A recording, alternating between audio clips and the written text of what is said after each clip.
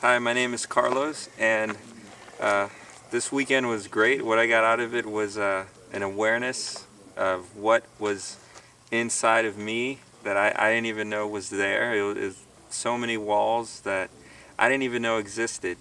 And then when you come to this weekend and you see that you're not the only one with all those problems, everyone else is so honest and open with what's going on, you really feel, I guess, a sense of hope that if everyone else has this, you can really overcome it. You're not alone, which is one of the things that we all think we're alone. We're not alone, and I'm leaving from this weekend with a hope that all the things I learned, the answers aren't here, that will change your life, but the awareness and the advice is solid. It's great. You can really put it to practice as soon as you get back to your family or your loved ones, whatever it might be.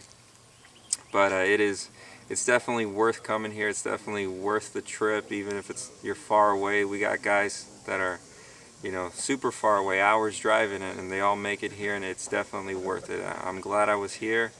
This is my first time, and I love it.